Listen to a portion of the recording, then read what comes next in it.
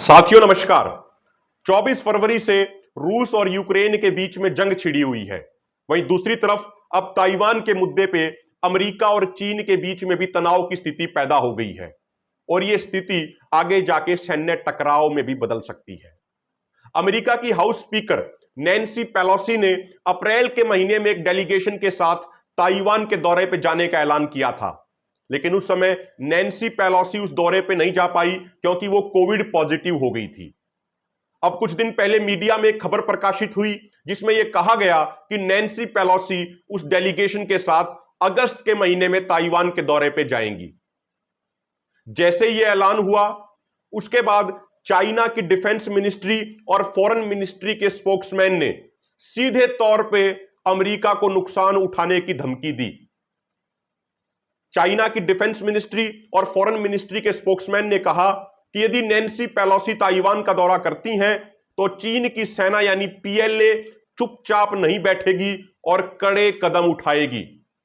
वहीं दूसरी तरफ अमेरिका के अधिकारियों का भी कहना है कि अमेरिका की सेना किसी भी स्थिति से निपटने के लिए तैयार है। अमेरिका ने अपने एयरक्राफ्ट कैरियर रोनाल्ड रीगन को बड़े बेड़े के साथ ताइवान की स्ट्रेट की तरफ रवाना कर दिया है। अमेरिका के अधिकारियों का कहना है कि अमेरिका की सेना चीन की तरफ से किसी भी एग्रेशन का बखूबी जवाब देने के लिए तैयार है।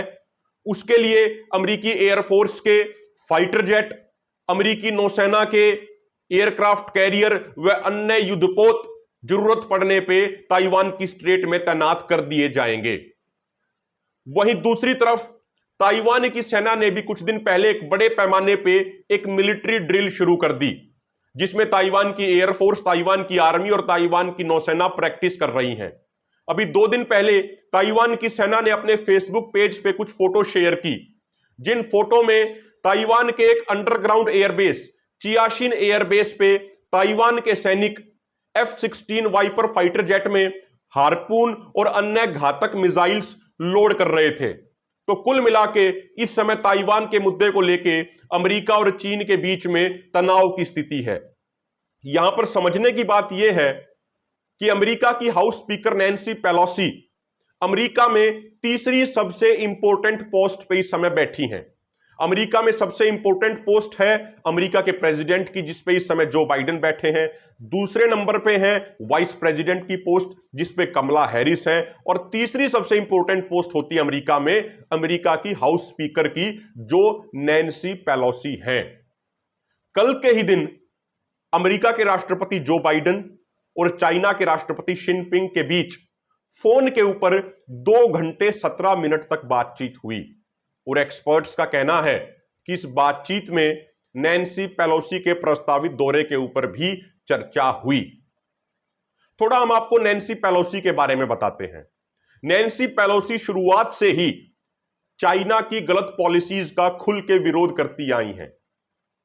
जब 1990 के दशक में थिनमेन स्क्वायर पे चाइना की सेना ने हजारों स्टूडेंट्स को, हजारों निहत्थे और निर्दोष स्टूडेंट्स को टैंकों के नीचे कुचल दिया था, तो उसके बाद अमेरिका के कई सीनेटर्स बीजिंग गए थे और वहां पे उन्होंने प्रो डेमोक्रेसी के स्लोगन्स लगाए थे। तो उन अमेरिकी सीनेटर्स में नैन्सी पेलोसी शामिल थी और उन्होंने बीजिंग में प्रो डेमोक्रेसी का झंडा भी लहराया था।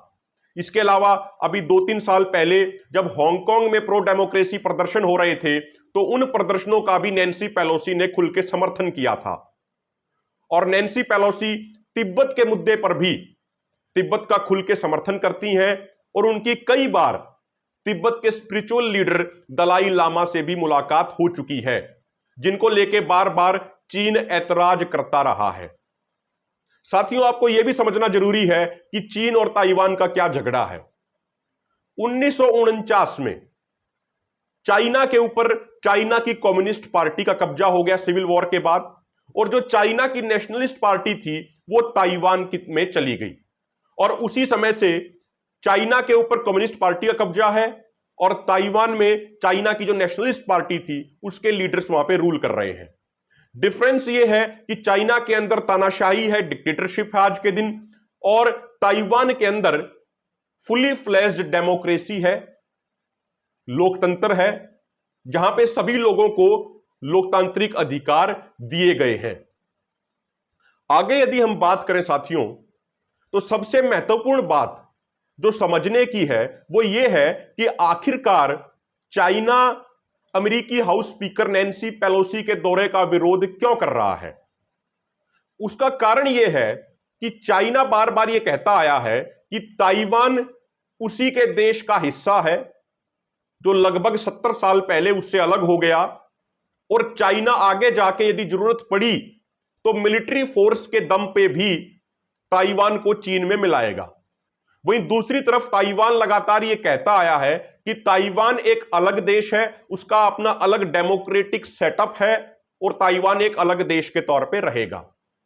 चाइना को यह लगता है यदि अलग अलग देशों के डेलीगेशन, उनके राष्ट्रपति या प्रधानमंत्री यदि ताइवान का दौरा करेंगे तो ताइवान को इंटरनेशनल लेवल पे लेजिटिमेसी मिलेगी एक कंट्री के तौर पे, और यदि दूसरी तरफ ताइवान के भी प्रेसिडेंट और प्राइम मिनिस्टर किसी अन्य देश का दौरा करते हैं तो उससे भी ताइवान को इंटरनेशनल फोरम पे लेजिटिमेसी मिलेगी।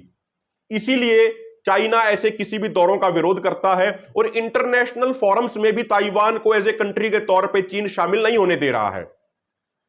चाइना अपनी इकोनॉमिक पावर का और मिलिट्री पावर का इस्तेमाल करके ऐसे हालात पैदा कर देता है कि किसी भी इंटरनेशनल फोरम में ताइवान को जगह नहीं मिलती है। हालिया समय में जापान के एक डेलीगेशन ने ताइवान का दौरा किया था और उस समय जापान के फॉर्मर डिफेंस मिनिस्टर ने तो यहां तक कहा था कि 2025 तक चाइना ताइवान पे हमले की तैयारी कर सकता है। अमेरिकी खुफिया एजेंसी CIA के डायरेक्टर बिल बर्न्स का तो यहां तक कहना है कि चाइना के एक्सपर्ट्स रूस और यूक्रेन के बीच चल रहे युद्ध को बहुत करीबी से स्टडी कर रहे हैं और वो तैयारी कर रहे हैं कि किस तरीके से जरूरत पड़ने पे वो ताइवान के ऊपर हमला कर सकते हैं। आपको यह भी बता दें कि 1995 में जब ताइवान के प्रेसिडेंट ने अमेरिका का दौरा किया था तो उसके विरोध में चीन ने ताइवान की तरफ समुद्र में मिसाइलें दागी थी। उसके बाद बहुत ज्यादा तनाव की स्थिति पैदा हो गई थी। उस हालात से निपटने के लिए अमेरिका ने उस समय अपने 2 एयरक्राफ्ट कैरियर पूरे बड़े बेड़े के साथ ताइवान स्ट्रेट में भेजे थे और उसके बाद चीन पीछे हट गया था।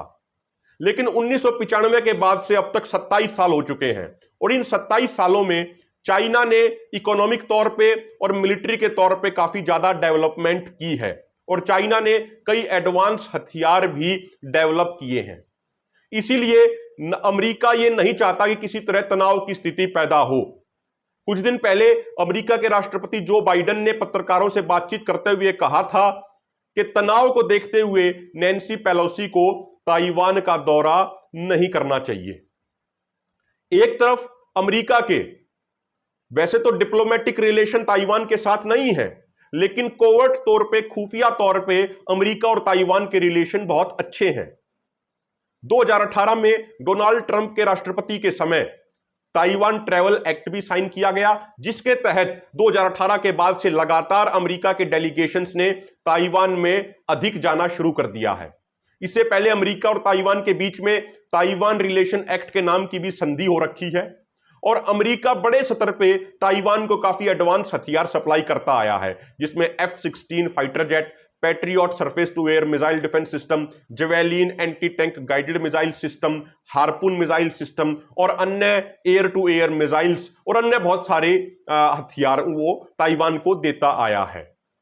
अभी हालात ये हैं कि आने वाले समय में चाइना के राष्ट्रपति जिनपिंग तीसरी बार प्रेसिडेंट बनने की तैयारी कर रहे हैं और अभी कुछ ही दिनों बाद चाइना की कम्युनिस्ट पार्टी के सभी टॉप लीडर्स की एक बड़ी मीटिंग होनी है। तो चाइना को यह लग रहा है कि यदि इस समय चाइना कोई टफ स्टैंड नहीं लेगा और अमेरिका के एक सीनियर लीडर ताइवान की यात्रा करते हैं तो कहीं ना कहीं जिनपिंग की इमेज को नुकसान होगा। जैसे जैसे चीन की मिलिट्री ताकत और इकोनॉमिक ताकत बढ़ती जा रही है तो चीन पूरे इलाके में अपनी दादागिरी को बढ़ाता जा रहा है। उसी दादागिरी को बढ़ाने के तहत चाइना नैन्सी पेलोसी की इस यात्रा का विरोध कर रहा है।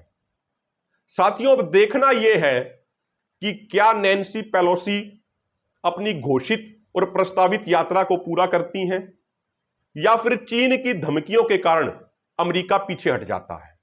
यहां पे सबसे महत्वपूर्ण बात यह भी है कि अमेरिका में इस समय डेमोक्रेट्स की सरकार है, लेकिन डेमोक्रेट्स और रिपब्लिकन दोनों के सीनेटर्स ने यह आवाज उठाई है कि नैन्सी पेलोसी को इस दौरे पे जाना चाहिए, क्योंकि नैन्सी पेलोसी यदि चाइना की धमकी के कारण अपना दौरा रद्द करेंगी तो पूरी दुनिया में अमेरिका की इमेज को नुकसान होगा और यह मैसेज आएगा कि चीन के दबाव में अमेरिका के इतने टॉप लीडर ने अपना एक दौरा रद्द कर दिया और इससे चीन की दादागिरी को बढ़ावा मिलेगा।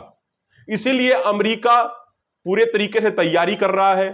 अमेरिका की सेना उस इलाके में अपनी डिप्लॉयमेंट बढ़ा रही है, नेवी भी अपने जहाज ज्यादा भेज रही है, अमेरिका की एयरफोर्स भी तैयारी कर रही है और उनकी खुफिया एजेंसी CIA भी पूरी तैयारी कर रही है। तो अब देखना यह है कि नैन्सी पेलोसी क्या अपने ताइवान के दौरे पे जाती हैं या चाइना के दबाव में पीछे हट जाती हैं। आपने हमें सुना, उसके लिए बहुत बहुत धन्यवाद, शुक्रिया।